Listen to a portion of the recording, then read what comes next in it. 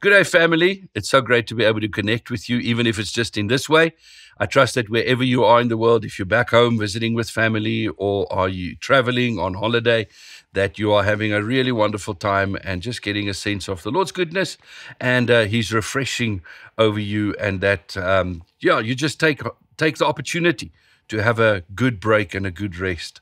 The word opportunity is actually what I want to talk to you about today, and I've been thinking quite a lot about opportunities and how opportunities shape our lives. If you think back of your life, you'll probably recognize that there were key moments that has made your life what it is today. Perhaps moments that you think you should have made use of and you didn't make use of the opportunity and the impact that that has had on your life, or moments that you go, wow, I didn't think that that moment was so important, but it worked out that it really was a salient time in my life, and it really, my life that I'm experiencing now is so much because of that moment. And how I think you'll agree with me as I've been thinking about these moments in my life that has played such an important part in what my life is today.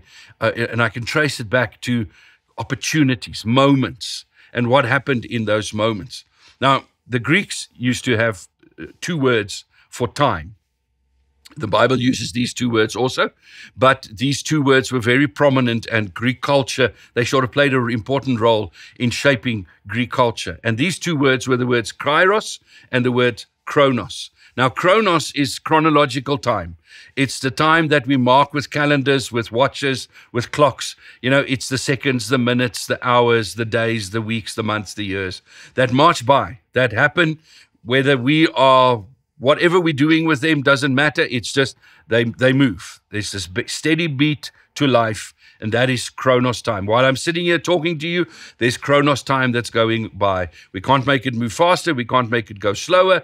It's the sort of structure of our lives, is that we live in chronos time. But they also had a second way of thinking about time, and a second word for time, and it's the word kairos. And kairos time is time that is not measured by seconds, moments, minutes, but it's times that are moments. It is those opportune moments. It is the opportunities of life. It's those moments that come about when they happen, they can actually change the course of your life, positively or negatively. It's the moments that really shape your life and your existence. It's the opportunities that changes the direction, changes the course of your life. And they use the word kairos to describe that time. Now, the Greeks personified everything. If you've studied Greek mythology and Greek culture, they always had a personification for everything. And for time, they used the idea of father time. And they often thought about how chronos is father time and how time is stolen from us. Because, you know, every second you live is a second you have less. And so Father Time was also linked to the Grim Reaper, that picture of a old time-stealing thief that ultimately is death. And time marches on, and our lives have this rhythm of time to it. But when it came to Kairos, they thought Kairos is actually time that can add to your life, that doesn't steal or take away from you, but that can add to your life, that can give you more, that can actually make your life become more than what just regular time is, and that can give you an impact that is far beyond yourself because of opportune moments. And if you think about Kairos, then Kairos is quality time, where Chronos is quantity time. And we live in both of those realities. You, if you think about your own life, you recognize Chronos time, but you'll always recognize also Chronos moments where you know this was a key moment that shaped your life. Now, if you want to talk about Kairos moments, we have to recognize that these moments are not given to us without limit. Kairos moments, or moments of opportunity or opportunities, come in limited form. First of all, we don't always get equal opportunities, all of us. We would love it in the world if we could say that everybody had equal opportunities, but that's just not simply a reality of life. People have different opportunities that are afforded to them. Because our lives are different, our contexts are different, our experiences are different, we have different opportunities. And that is true, but the great thing is, it's not how many opportunities I have that matters. It's what I do with the ones I do get that matters. So even if I have limited opportunities, one opportunity used correctly leads to more opportunities. So life opportunities are not given equally. Opportunities also, we must recognize, don't last forever. When an opportunity comes along, you have to use it. Otherwise, it fades away. What actually sparked my thinking about opportunities and kairos was a little piece of paper I found where I made a note on a piece of paper. I wrote a quote. So it's a great quote. I don't know who said it first. I just found the piece of paper. But the quote is this: an opportunity of a lifetime must be used in the lifetime of the opportunity. An opportunity of a lifetime must be used in the lifetime of the opportunity. If you think about it, when an opportunity comes along, it comes with a sell-by date. It has an expiry date to it. It's going to come, but it's not going to last forever. Normally, you have to respond within a certain time frame. And so therefore, I want to recognize that opportunities are limited. I must recognize them and use them in the time that I've got to use them. And also recognize that opportunities aren't given to me just all the time, and that there'll always be more opportunities. They're also limited in the fact that I'll only be given so many opportunities. If you think about it, if I ask somebody to do some work for me and I entrust them with something, and the first time they do it and they just do a bad job, they just do a shoddy job of it, I might say, okay, I'm going to give you a second chance. If I'm really gracious, I might even give them a third chance. But if they still don't do the job well, I'm not going to give them the opportunity again. So life, it's so important in life that we recognize opportunities and that we maximize opportunities, that we use them. Now, if you're a Hatfielder, you know we use the word kairos in our discipleship, and in the circle of change we talk about, and the circle of opportunities, we talk about kairos moments and how important kairos moments are. Ecclesiastes, for instance, says to us, there is a time for everything, in Ecclesiastes 3, verse 1-2. There is a time for everything, and a season for every activity under the heavens. A time to be born, a time to die, a time to plant, and a time to uproot. And so it continues. We need to recognize the seasons. Seasons are times of specific opportunities. There are certain seasons where certain types of opportunities are more common and present themselves, that you find more in this season. Like we know, it's the time right now where it's our rainy season. So it's a great idea, for instance, to plant grass. If you want to, get your grass healthier, this is the time of the year where you work on your grass. You don't work on your grass in June, July, where it's dry and where you're going to have to do so much watering. It's not going to make it, because there's a season where certain opportunities work. But it's not only that way in nature, it's that way in our lives. Think of seasons in your life. I think of my children's lives. There were seasons that they were in, and that was the appropriate season to work on that thing in their life. I would get far more done in that season. If your child, when they're having to learn to walk, for instance, when they, a small toddler, that's the time to teach them. Surely they can learn to walk later in their life, but you've missed an opportunity. You've missed a season which would really be an important season for them to learn certain things. We talk about basic building blocks in the development of any of our lives. Spiritually, it's the same. We have these seasons that provide us opportunities to learn certain things that become so much harder in other seasons, or even impossible in other seasons. So we need to recognize the context, the seasons of our lives, the times that we live in. The Bible and culturally, we also talk about there's a ripeness of time. There's things that develop, and in a society, for instance, and you've been trying to get something built into like a culture or a community, and then the ripeness of the season comes along, and suddenly everybody's ripe for that thing to be established and that to be done. And leaders in communities have to learn to read the signs in a society to know when is the ripeness of time, and so that we can make use of time in the best way. But we must recognize that we can't always predict opportunities. We don't always know when the Kairos is coming. So how do we live our lives so that we can make most of the opportunities when they do come along? That we can be on the front foot, sort of, ready for opportunities. And I think one thing I want to just talk about for a little bit and for us to think about when it comes to this, and I want to say this: beware the predictable. Beware the predictable. Be wary when your life becomes all about being predictable.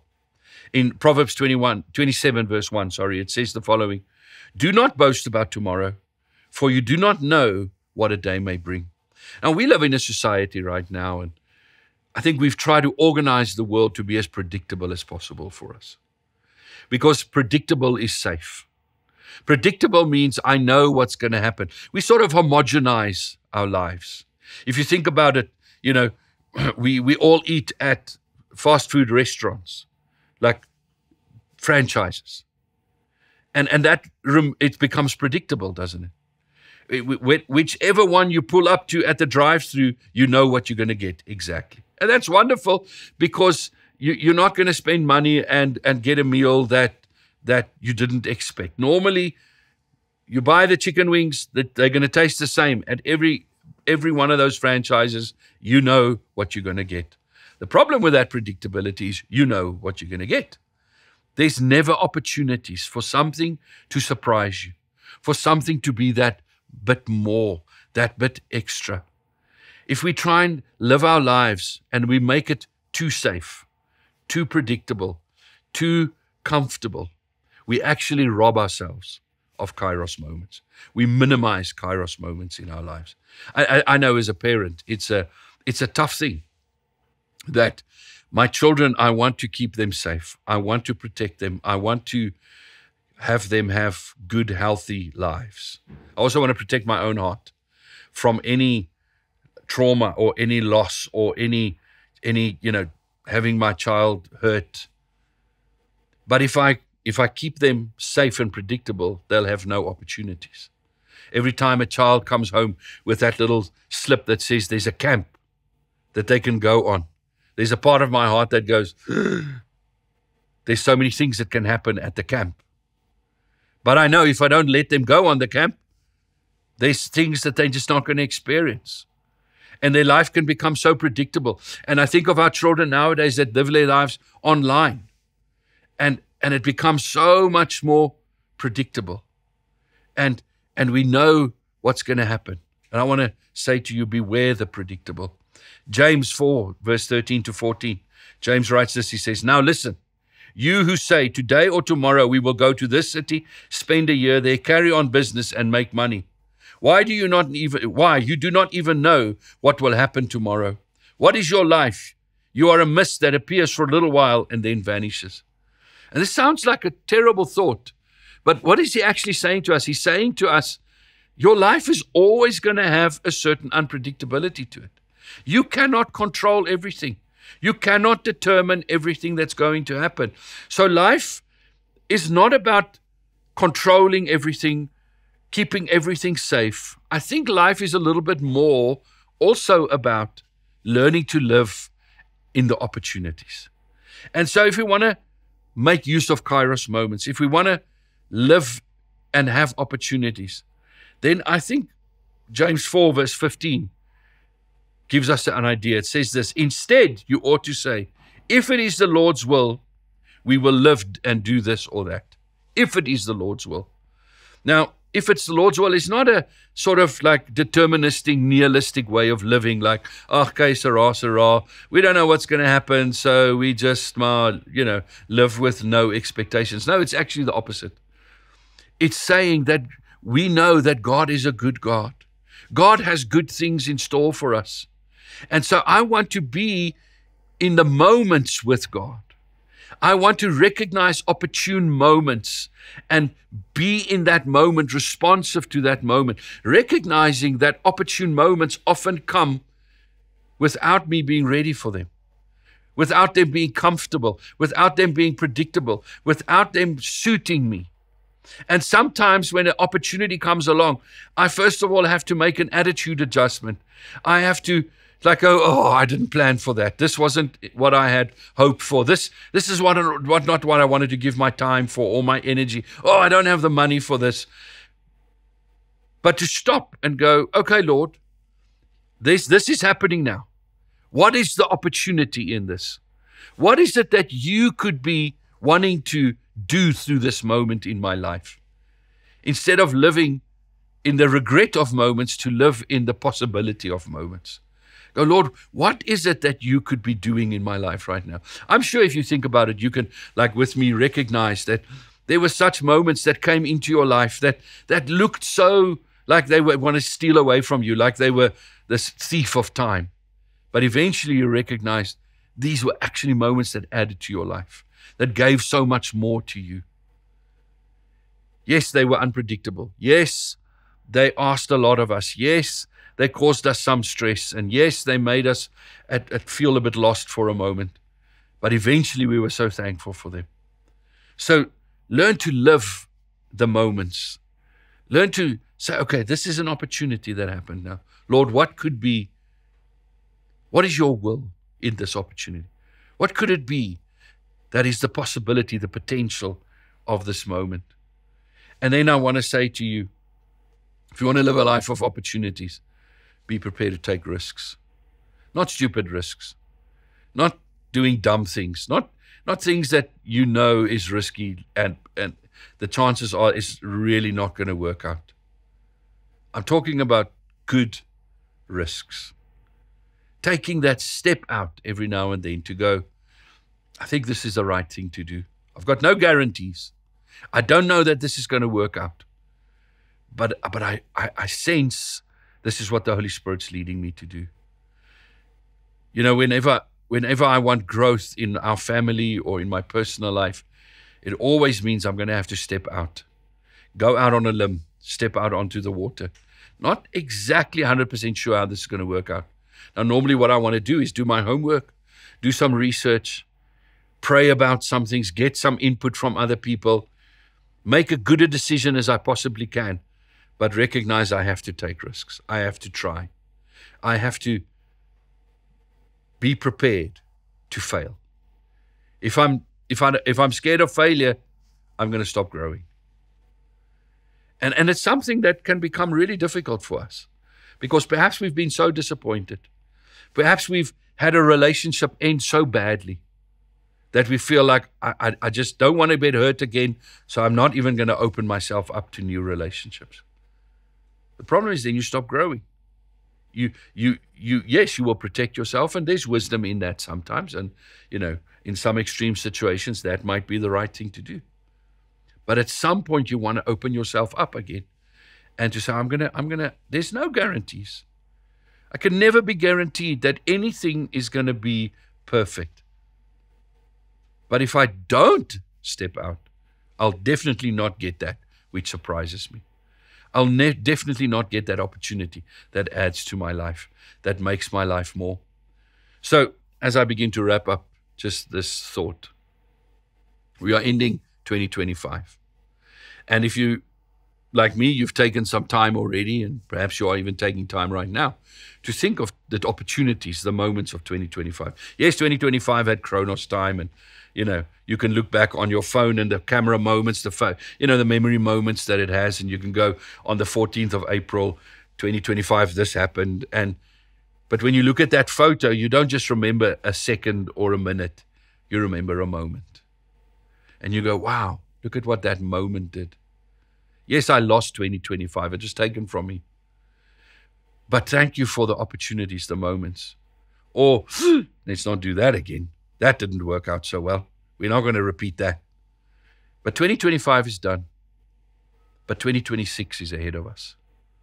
I want to encourage you right now to position yourself for 2026 by being prepared to look for the Kairos moments, to look for the opportunities, to whatever comes at you in this new year. You don't know the opportunities that are coming. Perhaps there's some that you're expecting, perhaps there's some that you're hoping for, some that you're praying for, but you don't know. But can we live in every moment and say, Lord, what is your will in this moment? And perhaps so doing, uncover and mine for and discover opportunities that first wasn't easy to recognize. And then secondly, can we be prepared to take some risks, step out in faith, walk out onto the water and say, Lord, I believe this is the right thing to do. Can we make some good decisions, but decisions that don't necessarily have all the guarantees attached to them, and go, even if this doesn't work, it still has an opportunity for me to grow and to learn. That's lives of faith. So I want to encourage you. Think of 2025. Put behind you what you need to put behind you and get ready, because God is going to be in your 2026. And there's going to be opportunities. There's going to be Kairos moments. And I would love for you to be ready on the front foot with faith for those opportunities. Thank you for spending this bit of time with me. I'm going to end in a word of prayer and just speak a blessing over you for the rest of this holiday season. Father, we thank you. Thank you that you work in our lives. Thank you for opportunities that you give us. Some small, some big. Some easy to recognize, some hard to recognize. But thank you, Holy Spirit, that you are the voice of God within us, that nudges us, that awakens us, that helps us to recognize opportunities. Thank you for 2025. Thank you for what we've seen in this year. Thank you for your faithfulness. Thank you for some things that didn't work out as bad as we thought they could. Thank you for saving us and rescuing us from some things. Thank you for opportunities that did work out and that we did see good things in. And thank you even, Lord, that in the places where there was failure, that you stayed faithful to us and that you taught us. And so, Lord, we thank you for 2025, and we put that behind us. But we present to you 2026, and we want to be ready for this new year. Ready, Lord, for the new things, the good things, the opportunities. And so, Lord, help us to, by your Spirit, live in the moments with you and to seek your will in every moment that comes. And then also to be people that are prepared to take good, necessary risks. Thank you for every family. Thank you for every person in our community and that's joined us here today. I speak your blessing over them, your grace and your favor in the name of Jesus. Amen. Thank you for being with us today. May the Lord richly, richly bless you.